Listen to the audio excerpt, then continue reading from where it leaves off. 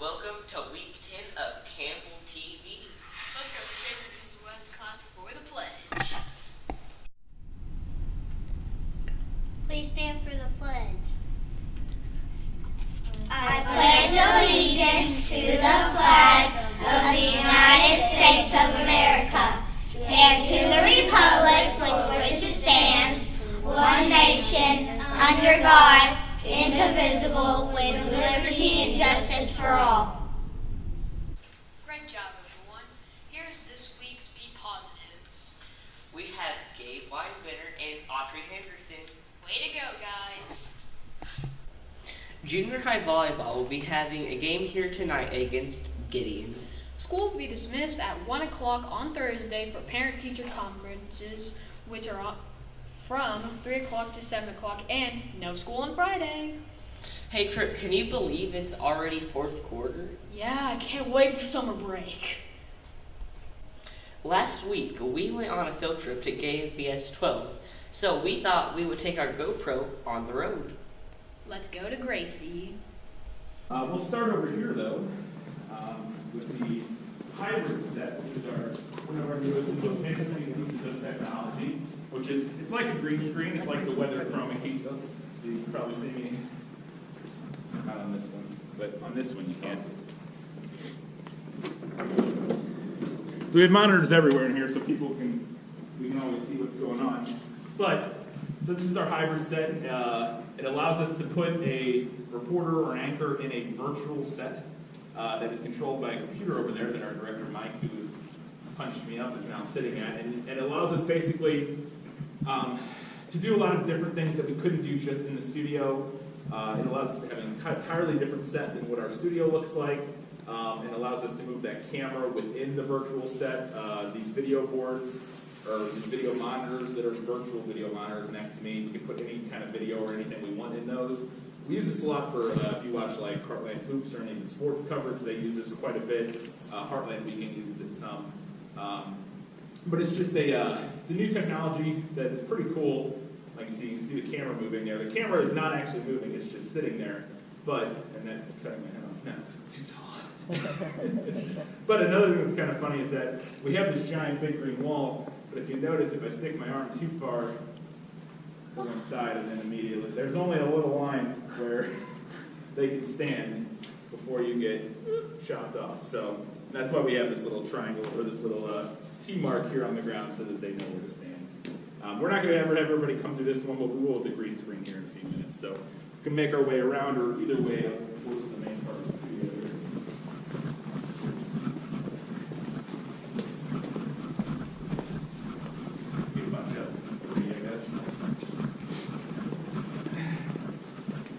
So, this is the interview set over here. We don't use it a ton, but certain sports, sometimes a reporter or whatever will do their story from there. Just kind of a different set. This is the main anchor desk. We can come around back over here and we'll show you what's going on back here, and then now you'll be on camera.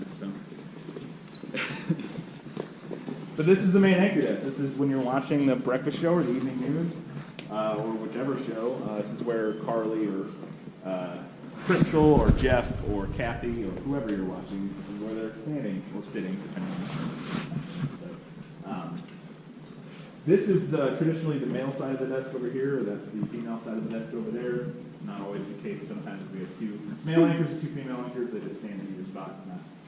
Doesn't generally matter, but generally, like if we were watching, Jeff is on this side, Kathy is on that side.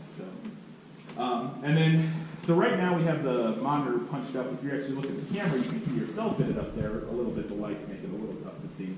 And you'll notice too, so we have 3 cameras in here. This one's camera 3 that we're on right now. You see the red light on top of that camera? That means that's what's up right now. That's what's live.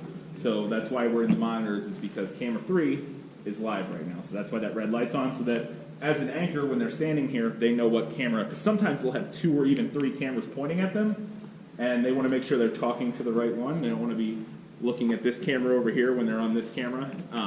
So that red light makes sure that they know. They also have people that kind of help and coordinate that with them. But now we just switched it over so you can see the teleprompter there, which is how they actually read the news. And at the desk here, you can see there's just a little foot pedal that works like the gas pedal of a car pretty much.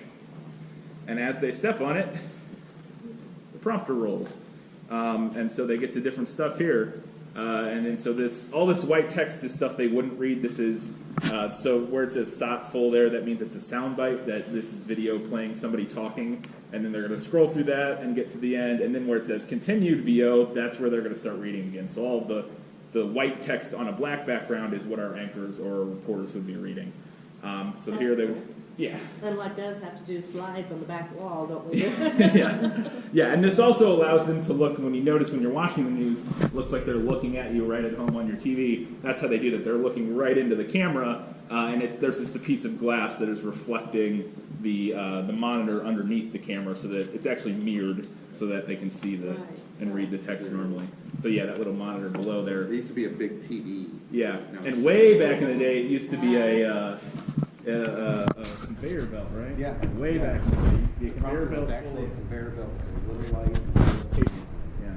Well, we've got a laptop hooked up to a projector. Yeah. It puts it on the back wall, and you can tell they're looking above Yeah. where iPad's recording them. But Yeah, it's tough to get. Yeah, you can tell you're not looking right at it unless Yeah. it's right there. It's Got to be just perfect. But that's how they do it. So they use the foot pedal. right. Yeah, they use the foot pedal and they scroll through. It's also how they know whose turn it is to talk. So there it says Carly. This is probably for the noon. So Carly knows. Yeah, Carly knows that noon is next. So she knows that's her to read. If there was a reporter or something, there might be a different name for different parts, and also for like weather and that sort of thing. So yeah, so then we get to Carly. The sun is shining in the heartland, but you've probably noticed the bitter chill hasn't gone anywhere. So, and then tower means it's going to be a tower camera shot. We have a camera on top of the tower that she'll know, okay, that's what's going to be up here. So basically it kind of goes through the whole show so that they always know what's going on. They also have iPads here that have all of these scripts in it. We used to use paper scripts, which is probably what you guys use maybe, or do you, I don't know if you, or do you? No, we don't have any. Oh, right yeah, now. We're okay. just reading totally Right, off the just wall. off the, so. yeah, so Unless they, we're interviewing somebody, Right. then they'll have a paper script. yeah, so they always have a script with them here that they can also reference, like in between stuff if they want to look ahead or see what's coming up, that sort of thing. And they used to always be paper scripts. We used to print out thousands of sheets worth of paper scripts every day. But within the last 5 years, we've switched over to all the iPads and things. So we don't waste quite as much paper anymore because it used to be a lot. So. I think that's all. Oh, I can show you the cool wall back here. So this is for the breakfast show and Heartland News at noon. We use this nice sunrise of the Brudge, but we got a couple buttons here. So just click 2 buttons, and then it switches to a nighttime view of the bridge. So if you're watching any of our evening shows, Heartland News at 9, or Heartland News at 10, Heartland News at 6, and I think 5 also uses it. You know, 4 still like the daytime one, probably. No, it doesn't. Yes. Yeah. So like after 5 o'clock. we switch No, over. actually, we do shake it. Okay. So after 4 o'clock, we switch over to the nighttime one, just so it's not the same throughout the whole thing. And then also, Don't break it. yeah, I know. We can also occasionally put, if we want to, we can put a green screen in here. Yeah. But we're just going to show you behind. So behind the set, this is a fun little thing. There's actually a cot back there. You can see. That's for if the weather people have to stay here overnight and need somewhere to sleep. They can curl up on the cot and get a little bit of sleep. Because if there's like severe weather or storms, or if there's too much snow and they're not going to be able to drive. Because here's the thing: the news happens no matter what the weather is like. And it's actually more important when the weather's bad that we're on the air so we can tell you, oh my goodness, there's a tornado, or if there's a blizzard or whatever. So the weather people have to be here. They don't get to call in sick, or they don't. Well, they do, but then somebody else has to come in. But if they're snowed in, they have to figure out a way to get here. Somebody has to be here. So sometimes, if they think the weather's going to be too bad, they will just sleep here. It makes it a little bit easier than trying to get here through a foot of snow or whatever. So that happens occasionally. It's not super common, but it does happen. Is this the right one? Yes. All right. Nope. Did I guess wrong? I guess wrong. Yeah. There we go. Get a number. Yeah. We'll make our way over here to the other side. These graphics are made by a billboard company. Yeah, I think it might be Sidemaster. All these big backdrops here are made by a local company. They print out these, and we had to install them all. Because our sets change. It hasn't been that long since we did this. This was since I was here. We changed all the backdrops. Yeah, we changed the graphic when we changed our Yeah. graphic. The set hasn't changed. So anyways, this is the Weather Center. These computers here are whether, if you watch the news and you watch the weather, you'll see Grant a lot, or Laura, whoever, standing here for some of the weather. Other times they're over at the green board. But this is actually where they make their forecasts. So they use these computers here, and it works very similarly, from what I understand, to kind of how PowerPoint works, if you guys have used PowerPoint at all. They basically make slides of the forecast of what they want, and then they use a clicker here, kind of like if you had a clicker for a PowerPoint thing, and as they hit it, Slides. yeah, or Google Slides, whatever program. So I don't know if they have anything programmed. I'm just hitting buttons. No, they don't, because they haven't built their forecast yet, or if they do, they don't have it loaded. But it works very similar to any sort of, Google Slides, whatever. Oh, it is working a little bit. So they put that slide in, and then they just keep building it out like that, and then eventually they end up on the 7-day or the 12-day or whatever day it is now. I think it's 12-day. So as we were talking about earlier, the news people, the anchors, you see that they have a script that they're reading off of. Weather people don't have a script. When they do their show, they're making it up.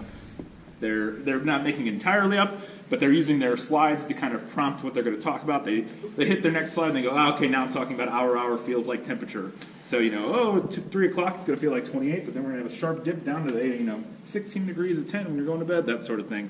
But they're making it up as they go. They're not reading off a script. You should be the weather. I should not be the weather. I absolutely should not. So that's kind of how they do their thing. They also they do all the sort of forecasting themselves. They get all the data from like a national service and local services, but they actually interpret that data. It doesn't just come pre-made for them. They actually have to look at the data they're getting and figure out what they think the weather's going to do. So it's not quite as simple as building a slideshow. They have to know quite a bit more than that. And like us, we just find it and copy it and paste it. Yeah, they're not copying and pasting the forecast. They're actually looking at it and interpreting it, and looking at all the numbers and the statistics and the models and that sort of thing, and figuring out what they think is going to happen. Which is why it's not a perfect science, which is, some of the models will say, there's a 90% chance, and then they'll have 3 or 4 different models predicting 3 or 4 slightly different things, like, there's a 90% chance we're going to get a bunch of snow this weekend. This other one says there's a 50% chance we're going to get a little bit of snow. And have to take all those and go, what do we think it's going to do? So that's why it's not always exactly perfect. But weather now. it's a pretty cool desk, I know. And then this is just another part of the Weather Center. It's not anything here. Well, we can make our way over to the green screen. Say, Matthew, this is going to answer your question right here that you were asking. All right, so this is the green screen. Come in. Just don't touch the wall. Just stay kind of up a bit away from the wall. But this is where they do most of their weather and how they are able to do the forecast. And somebody's coat there is going to be invisible. Your sweatshirt is almost a little bit invisible. So the way the green screen works, or the chroma key, goes by several names, is the computer or the camera captures this image, and then the computers back there in the control room look for anything that is exactly this shade of green, which is why it's such a obnoxious bright shade of green, because it's not something that people's skin color is, or that most people don't wear that color for clothing either. Sometimes, but it's not super common.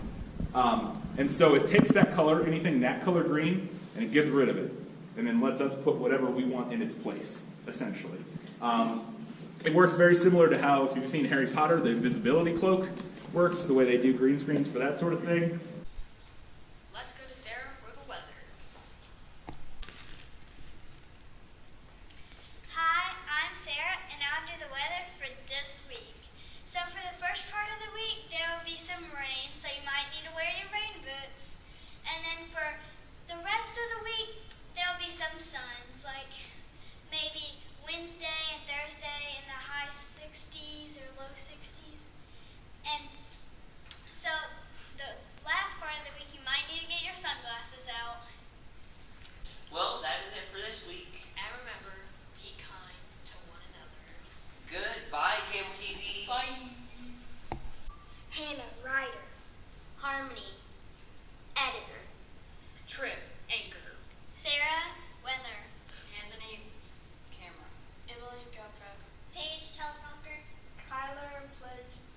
Matthew, positive officer firm. Lucy, GoPro. Lily, writer. Sebastian, anchor.